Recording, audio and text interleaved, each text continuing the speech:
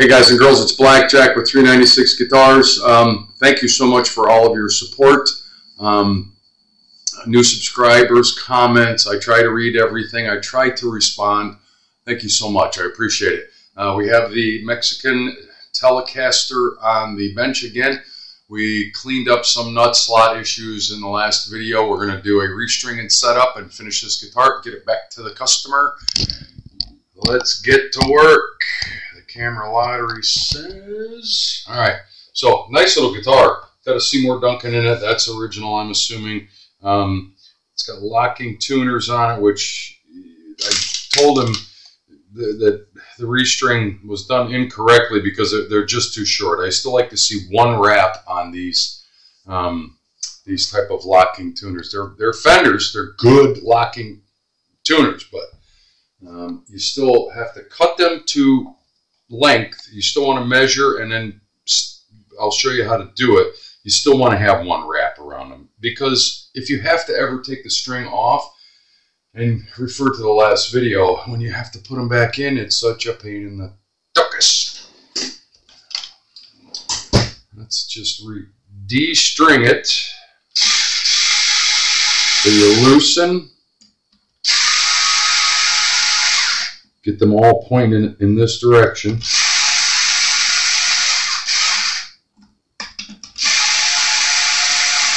That's the hole is going to point in that direction. And then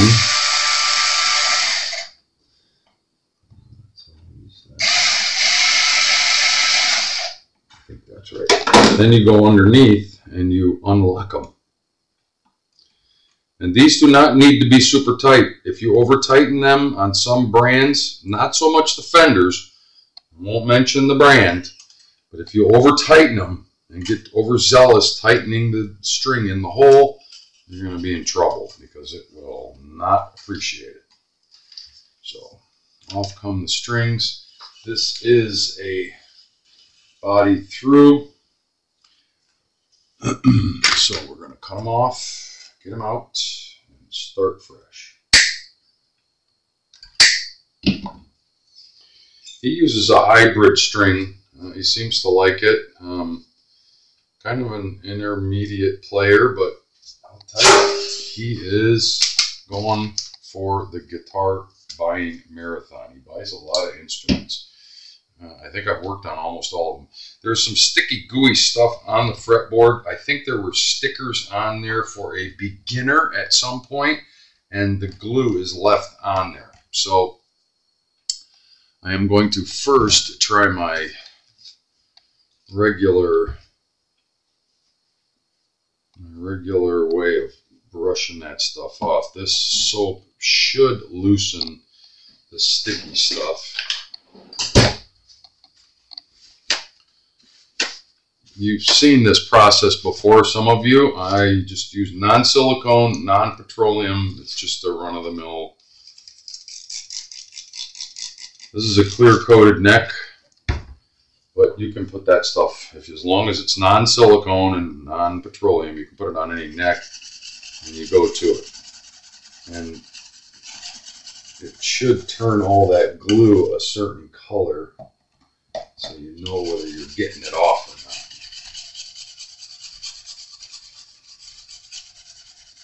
And yeah, it doesn't want to come off. Some of it is, but not all of it. Let's see if it wipes off with the paper towel.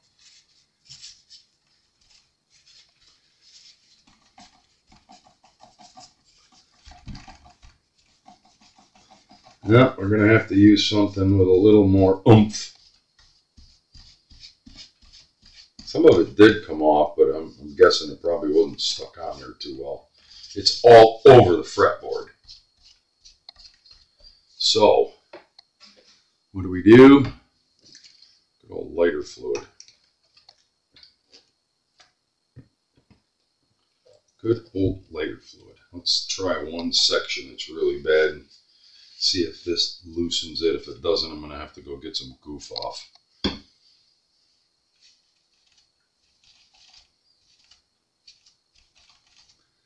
Yeah, it's taking it right off. clear coat. This stuff is absolutely safe as long as it's. I wouldn't recommend using it on. Well, we're gonna have to get the goof off. All it's doing is smearing the glue. Actually, the first one, it seemed to have taken it right off. Maybe it likes it really, because this stuff evaporates so fast.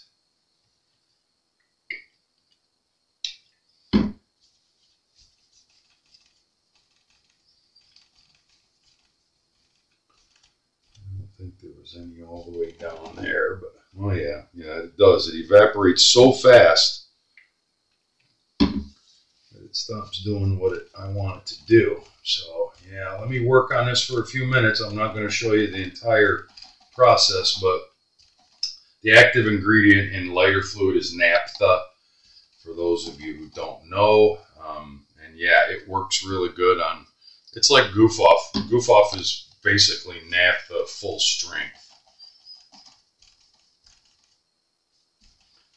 I'm going to pause really quickly while these are the worst ones here. So stand by. Okay, so I got all the glue off. This is a clear coated neck. So you don't oil it. I have a clear coated neck on one of my basses. Nothing wrong with it. But I got the glue really adhered to it. And I got, I think, 99.99% of it off of there. Let's go to stringing so I can show you how these locking tuners work. If you haven't seen it before, I'm going to give you a little tutorial on it. So the first thing we do, let me see if I can get this in the camera, is you put all the strings. This is a body through string setup. So I put all the strings through at once. Yeah, these are honkers. These are hybrids. So they're very heavy on the bass side, and then they go down to 9 on the treble side. So they're 46, 36, 26, and then they go to regular 9 gauge scale, 16, 11, and 9. A little bit different, but you know, if you like that lower end, they're going to be a little heavier. These guitars really don't need much more than 9s on them. These are going to be a little heavier. They're probably going to put a little more neck tension, string tension. So we're going to definitely have to get after the neck relief. I don't know what was on there before I forget. I pulled them off, cut them off, because I knew we were putting new strings on. So put them all on, like I am showing you.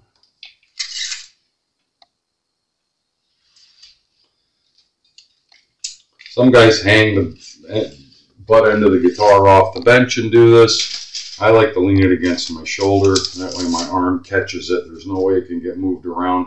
It's a lot less likely to get a ding from being on the bench with the neck hanging off all the way over there. It's just my way of doing things. I gotta be me. Right? Are you with me so far? Got them all hanging. So, start with the low E. Same rule applies. If the string is going to live in this machine, this peg, measure to the next peg and cut it. Because these, you don't need to wrap a whole bunch of wraps around there. So what we're going to do is snip it. Put it through the hole. Alright, so it's sticking all the way out. All the excess is all the way out. You pull it right back to where it just is peeking out, and then snug down the lock on the underside. Snug it. Don't ream on it. It doesn't need to have a torque wrench on it.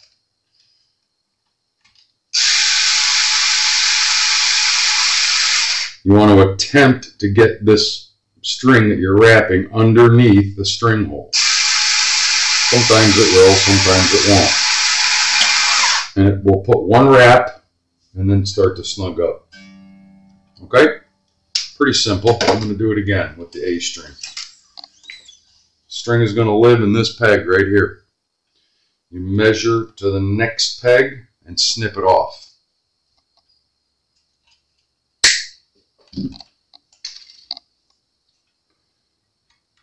Put it through the hole, pull it back until it almost disappears, just where it's just barely sticking out, and snug up the lock on the bottom side.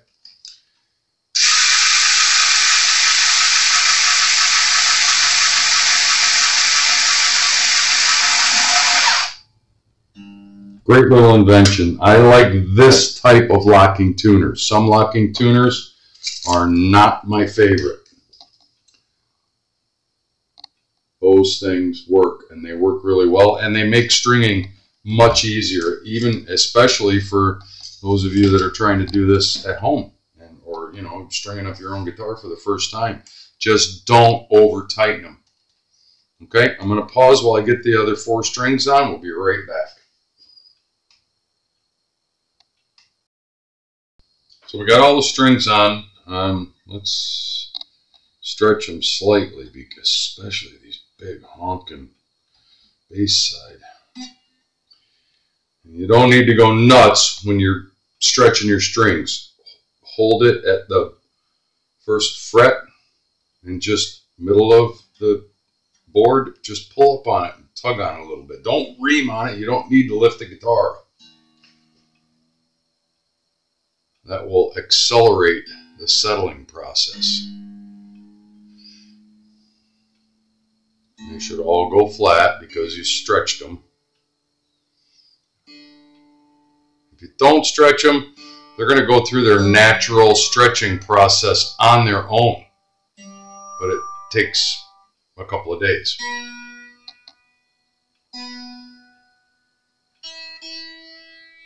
Now the other day, in the previous video, we did a lot of measuring and made some adjustments, but I'm sure now that I have cut the cut the nut slots down to where I believe that they're acceptable. Refer to the last video on this guitar.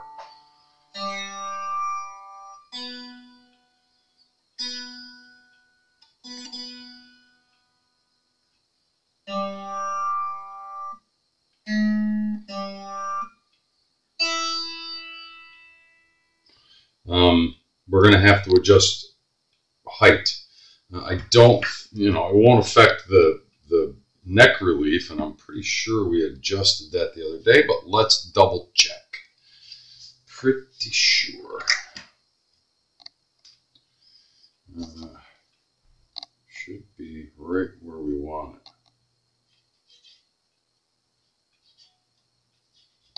It's still a little tight in that. That guy was already at its loosest point, and it does not, and I'm surprised it does not have a 2-way truss rod. I'm going to try to loosen it a little bit. When I got it all the way where I wanted it, I put just a little bit of tension on it. I'm going to loosen it ever so slightly and measure it again. I can see relief in it.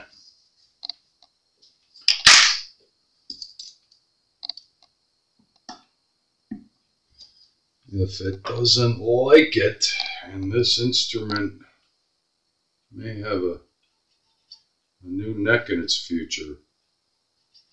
Nope, that's perfect. That little tweak.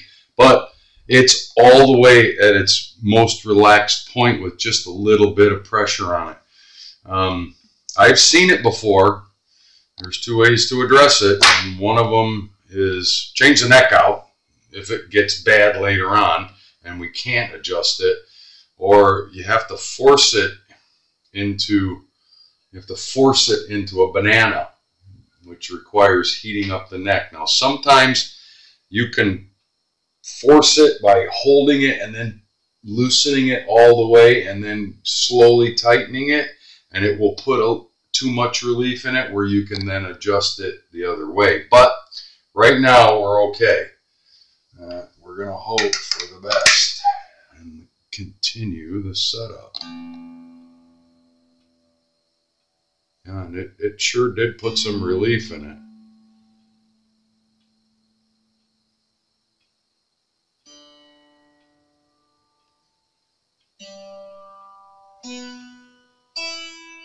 Okay, so the E string went really sharp. I don't know why. And I know we checked.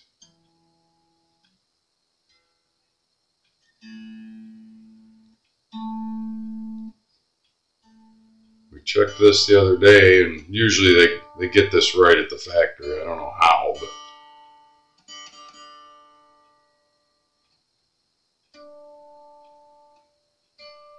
Yeah.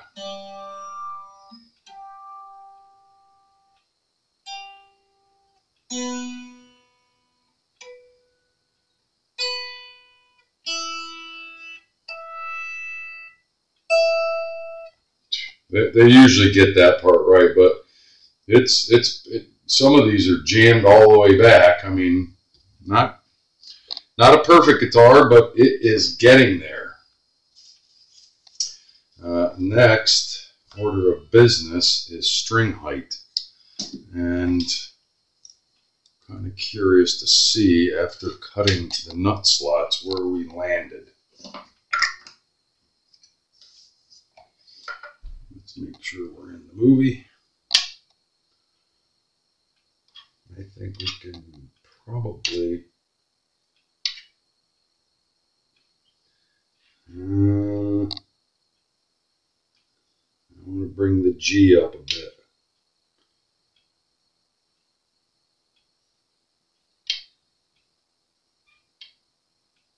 I want to bring the G up slightly. The G would be lower. Let's get to it. A, D, G. It was at 4/64. Let's check that. Half a turn. Small increments. Boys and girls, dead on. So we have 5/64 all the way across the radius of the board. And you guys can argue that ad nauseum. Oh no, I want low action. That's the term that everybody knows. I want low action. That's too high. No, you can have it wherever you want it. There's no law that says it has to be that way. I've had customers tell me that they want their action lower or higher.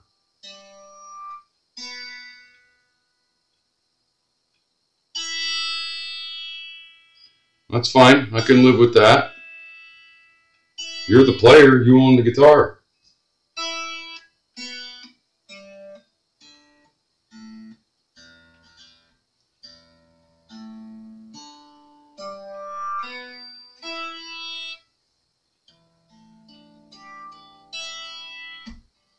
This guitar is ready to play. This guitar is ready to play. In fact, I think I might play it a little bit. Let's see if we can make it make sound. I want to check one thing. It's a simple little guitar, but sometimes the simplest little guitars are the best. If you dig my meaning. That's my noisy amp having a fit over there.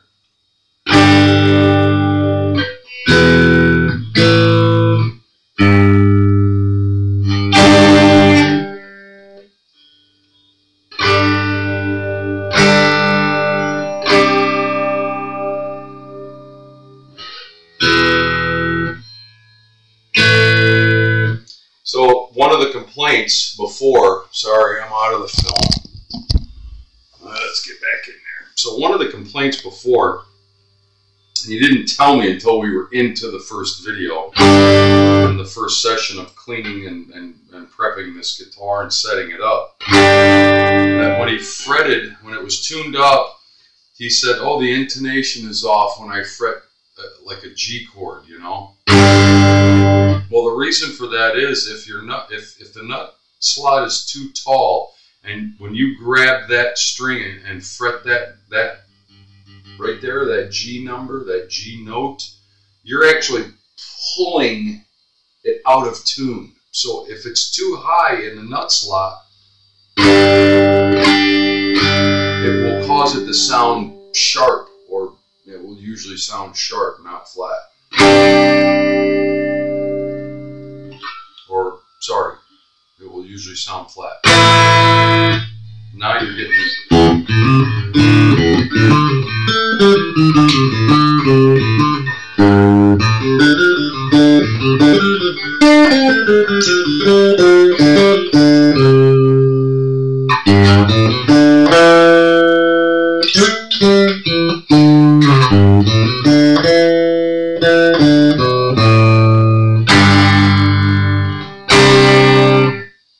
beautiful little instrument, and she's ready to rock. She is ready to rock. I like it. It's intonated, it's cleaned, it's restrung. We fixed the low nut slots in the previous video. Everything is golden here. I am confident to give this guitar back to this customer, and it will give him many years of playing enjoyment. And whether you're a pro, a beginner, or an intermediate, I believe that every guitar deserves to play as well as it can possibly play, and usually that means getting it set up right, and that's what we talked about and did today on this video and the previous video, part 1 and part 2. It's Blackjack with 396 Guitars. Thanks for watching.